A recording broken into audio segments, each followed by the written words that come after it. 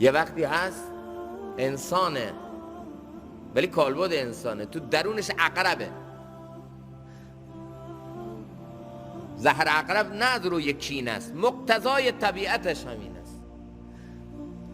در درون این کالبد بشری عقربه. یعنی چی؟ عقرب نیش میزنه، از این نیش زدن نفعی هم بهش نمیرسه، فایده هم بهش نمیرسه. اینو از روی کینه و عداوت هم نمیکنه، اصلا مقتضای طبیعتش نیش زدنه. بدون نیش زدن نمیتونه زندگی کنه. نیش زدن رو برای خودش یه رسالت فهمیده، با نیش زدن فقط زنده است. یه دهسته اینطوریه، زبانشون یه زبان زهراگینیه، با کلماتشون زخمهایی گاهی وقتا بر پیکر و روح و روان افراد وارد میکنن که تا آخر عمر هیچ دارویی اونو درمان نمیکنه.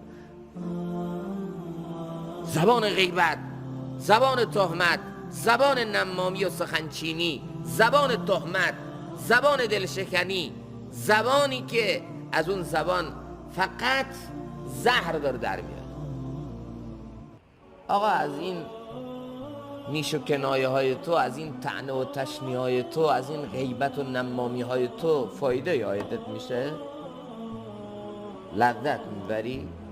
چه فایده داره اینا؟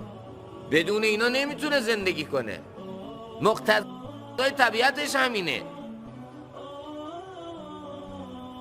هیچ مجلسش، هیچ محفلش از اینا خالی نیست. آقا این دسته افراد لزوماً افرادی نیستن که تو کاهواره ها و تو محله هایی که برای روسپیگریه و محله هایی که برای شرابخوریه اینا رو پیدا کنی. نه، این دسته افراد رو که عقرب صفتن و تو کالبد بشری مخفی شدن، گاهی وقتا اینا رو میتونی تو کنج مسجدان ببینی، اینا رو میتونی حتی تو مراسم های دینی و عبادی ببینی.